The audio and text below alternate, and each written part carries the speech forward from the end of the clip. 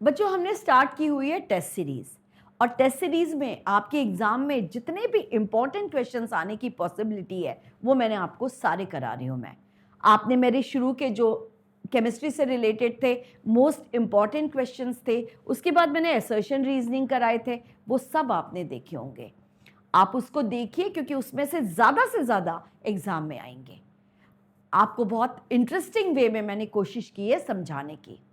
इसके बाद हमने XYZ टाइप्स ऑफ क्वेश्चंस किए हैं जो 100% एग्जाम में आते हैं, लेकिन ये बहुत क्वेश्चंस इंटरेस्टिंग होते हैं। लेकिन ये कब इंटरेस्टिंग होते हैं? जब आपके कॉन्सेप्ट्स क्लियर होते हैं। तो आप मेरे पहले वीडियोस देखिए, उसके बाद मेरी टेस्ट सीरीज देखिए। आप देखिए आप कैसे फटाफट क्वेश्चन आंसर सॉल्व करेंगे और आप एग्जाम में पूरे मार्क्स लेके आएंगे, ये आपको मेरी गारंटी है। तो चलिए, आज हमने फर्स्ट टू 5 हमने जो XYZ क्वेश्चन है वो कर लिए थे। नेक्स्ट पार्ट में मैंने आपको 10 क्वेश्चंस कराए थे, 11 to 15 किए थे। आज हम क्वेश्चन नंबर 16 से लेकर क्वेश्चन नंबर 20 तक क्विकली बहुत इंटरेस्टिंग मैनर में करेंगे।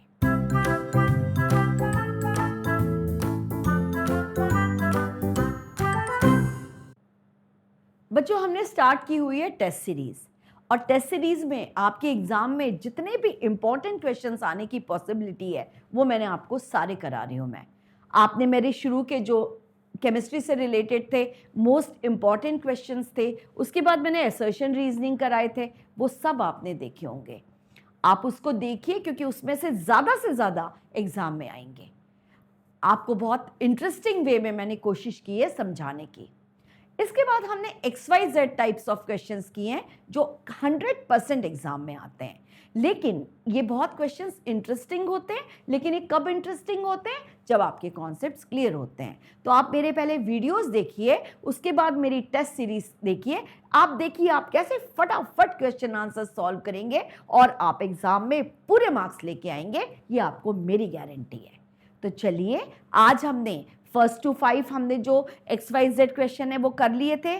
नेक्स्ट पार्ट में मैंने आपको 10 क्वेश्चंस कराए थे, 11 to 15 किए थे। आज हम क्वेश्चन नंबर 16 से लेकर क्वेश्चन नंबर 20 तक क्विकली बहुत इंटरेस्टिंग मैनर में करेंगे। तो चलिए अब हम क्वेश्चन स्टार्ट करते हैं। आप स्क्रीन पे क्वेश्चन देख लीजिए। क्वेश्चन में पढ़ देती हूँ। A compound X of sodium is commonly used in kitchen for making crispy pakora.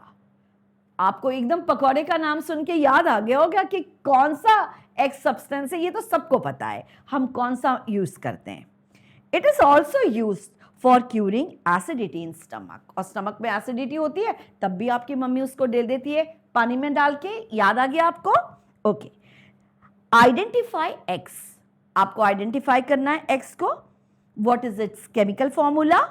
State the reaction that takes place when it is heated during cooking। और ये जो हमारा X है, जब आप इसको हीट करते हो तो ये कौन सा सब्सटेंस देता है, आपको ये बताना है। चलिए, ये तो आपको आ ही गया होगा। यदि नहीं भी आया है तो मैं आपको बार बार कहती हूँ, मेरी जो प्रीवियस वीडियो है हमने जो फैमिली ऑफ सॉल्ट्स किया था, अब तो याद आ ही गया होगा। मैंने इसको डिटेल में कराया था। तो चलिए, हमारा है कंपाउंड X जो हम क्रिस्पी पकौड़ा बनाने में यूज करते हैं, वो है हमारा बेकिंग सोडा, यानी इसका फॉर्मूला है NaHCO3, सोडियम बाइकार्बोनेट, या इसी को हम कहते हैं सोडियम हाइड्रोजन कार्बोनेट।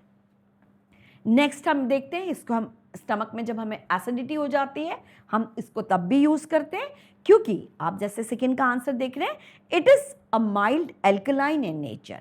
तो so it is used to cure acidity, क्योंकि ये बेसिक होता है, एल्कलाइन होता है, एसिड बेस आपस में रिएक्ट करके न्यूट्रलाइज हो जाते हैं, तो ये उस समय यूज होता है। नेक्स्ट हम देख लेते हैं, जब आप ये जो कंपाउंड X है इसको हीट करते हो तो ये हमारा जो सोडियम बाइकार्बोनेट है, जब हम इसको हीट करते हैं ये हमारी कौन सी रिएक्शन है? डिकम्पोजिशन रिएक्शन है। ये क्या बनाता है? सोडियम कार्बोनेट Na2CO3 वाटर बनता है और इसके साथ एफरवेसेंस के साथ हमारी कार्बन डाइऑक्साइड गैस निकलती है। आपको याद आ गया होगा जो हम केक और ब्रेड बनाने में यूज करते हैं। तो क्वेश्चन क्लियर हो गया है। चलिए हम नेक्स्ट क्वेश्चन की ओर बढ़ते हैं। नेक्स्ट क्वेश्चन है हमारा, मैं क्वेश्चन पढ़ देती हूँ। When a gas is passed through a saturated solution of ammoniacal brine solution, two compounds X and Y are formed. Y is used as antacid and decomposes to form another solid Z. Identify X, Y, Z and write chemical equation.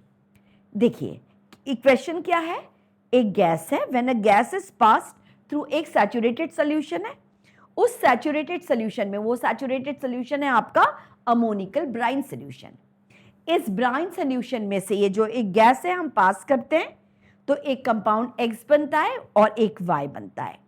Y को हम antacid के form में use करते हैं और ये जब Y जो है ये दूसरे डिकम्पोज होके दूसरे कंपाउंड Z में डिवाइड हो कन्वर्ट हो जाता है। तो आपको X, Y, Z तीनों बताना है। अमोनिकल ब्राइन सोल्यूशन, जैसे ही आपका नाम आया आपको याद आ गया होगा। चलिए देख लीजिए, ये हमारा ब्राइन सोल्यूशन है हमारा, हम सब जानते हैं cold concentrated aqueous solution of sodium chloride. तो NaCl एंड H2O है, ये हमारा ब्राइन सोल्यूशन है। अमोनिकल ब्राइन यानी हम इसमें अमोनिया पास करते हैं और एक गैस पास करते हैं जो है हमारी CO2 कार्बन डाइऑक्साइड। तो NaCl plus H2O plus NH3 ये हमारा अमोनिकल ब्राइन सोल्यूशन हो गया और इसमें जो हम गैस पास करते हैं वो है हमारी CO2 gas. X and Y दो कंपाउंड्स बनते हैं, हमारे इसमें जो कंपाउंड बना वो है अमोनियम क्लोराइड NH4Cl और दूसरा कंपाउंड बना हमारा सोडियम बाइकार्बोनेट NaSCO3, ये हमारा Y कंपाउंड हो गया। तो हमारा X कंपाउंड कौन सा हुआ, अमोनियम क्लोराइड, और हमारा Y कंपाउंड हुआ सोडियम बाइकार्बोनेट NaHCO3। आगे हम देखते हैं, जो Y है वो हम एंटासिड के फॉर्म में यूज करते हैं, लेकिन यहाँ कहा है जब Y को हम हीट करते हैं, तो Y को जब हम हीट करते हैं तो ये कंपाउंड Z में कन्वर्ट हो जाता है। तो NaHCO3 को जब हम हीट करते हैं तो ये क्या देता है, Na2CO3 सोडियम कार्बोनेट में कन्वर्ट हो जाता है, वाटर बनता है और कार्बन डाइऑक्साइड गैस निकलती है। यानी इसमें हमारा X कंपाउंड होगा अमोनियम क्लोराइड, फॉर्मूला है NH4Cl, Y होगा हमारा NaHCO3 सोडियम हाइड्रोजन कार्बोनेट या सोडियम बाइकार्बोनेट, और Z हमारा होगा Na2CO3 sodium carbonate. X, Y, Z आपको क्लियर हो गए? चलिए अब हम नेक्स्ट क्वेश्चन की ओर बढ़ते हैं। 5 solutions A, B, C, D, E when tested with universal indicator showed pH as 4, 1, 11, 7, 9 respectively. Which solution is, आपको बताना है, A neutral, B strongly alkaline, C strongly acidic, D weakly acidic, E weakly alkaline। Simple है, आप 5 test tube आपको दिए, ABCDE है, 5 solutions हैं, ये इनमें अलग अलग है, इसमें से एक न्यूट्रल है, एक एल्कलाइन है, एक स्ट्रांगली एसिडिक है, और इनको आपने यूनिवर्सल इंडिकेटर में डाला, आपको इसका पीएच दिया हुआ है, ए का 4 है, आप देख रहे हैं ए जो भी ए सोल्यूशन है इसका पीएच 4 है, बी का 1 है, सी का 11 है, डी का 7 है, ई का 9 है।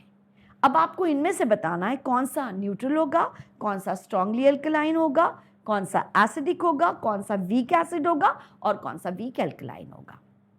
हम ऑप्शन देख लेते हैं। फर्स्ट हमारा जो क्वेश्चन है, फर्स्ट हम देखते हैं न्यूट्रल, ए हमारा है न्यूट्रल, तो इसका आंसर देख लेते हैं कौन न्यूट्रल होगा, जिसका पीएच 7 होगा। तो इसमें पीएच 7 किसका है, सोल्यूशन डी, तो हमारा इसका आंसर होगा डी, जिसका पीएच होगा 7, जो होगा न्यूट्रल। हम जानते हैं यूनिवर्सल इंडिकेटर में हमारा डिस्टिल वाटर ले लेते हैं या हमारा सॉल्ट सोल्यूशन है, ये सब न्यूट्रल होते हैं। सेकंड पूछा इन्होंने स्ट्रांगली एल्कलाइन, हम सब जानते हैं 7 के ऊपर यानी 14 के पहले, अब इसमें जो है 11 होगा, सी, पीएच जिसका 11 होगा, ऑप्शन सी, ये हमारा होगा स्ट्रांगली एल्कलाइन। नेक्स्ट इन्होंने पूछा है स्ट्रांगली एसिडिक, स्ट्रांगली एसिडिक मतलब 7 के नीचे, यानी आप देख रहे हैं पीएच 1, जिसका पीएच 1 होगा वो होगा स्ट्रांगली एसिडिक। नेक्स्ट है वीकली एसिडिक, जिसका पीएच होगा 4, वो होगा हमारा वीकली एसिडिक। लास्ट है पीएच, लास्ट पूछा है इन्होंने वीकली एल्कलाइन, जिसका पीएच होगा 9 यानी ई, वो होगा हमारा वीकली एल्कलाइन। यानी इसका आंसर ए, जो न्यूट्रल होगा उसका आंसर होगा डी, जो हमारा स्ट्रांगली एल्कलाइन होगा उसका आंसर होगा सी, जो हमारा स्ट्रांगली एसिडिक होगा वो होगा हमारा बी, इसके बाद वीकली एसिडिक होगा ए, और लास्ट हमारा वीकली एल्कलाइन होगा ई। चलिए अब हम नेक्स्ट क्वेश्चन की ओर बढ़ते हैं।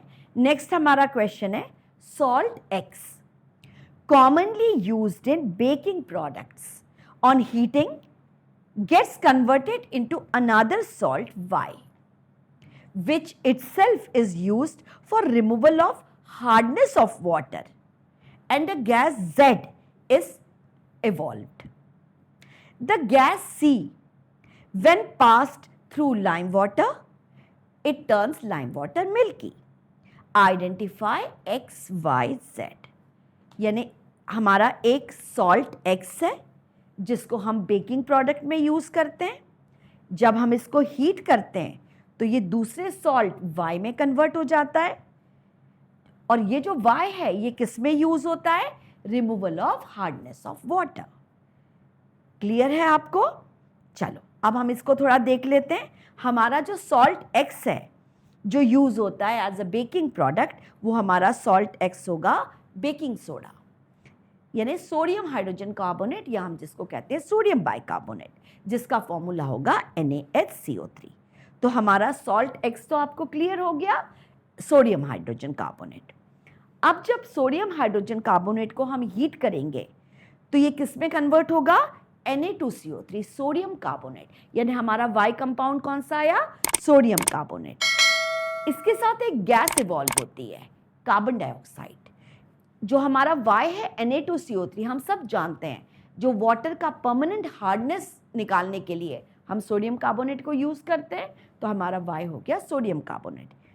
इसके साथ एक गैस भी इवॉल्व होती है, वो गैस हमारी Z होगी कार्बन डाइऑक्साइड, क्योंकि हम सब जानते हैं क्योंकि ये जो कार्बन डाइऑक्साइड है इसे जब हम लाइम वाटर से पास करते हैं तो लाइम वाटर को ये मिल्की कर देती है due to formation of calcium carbonate.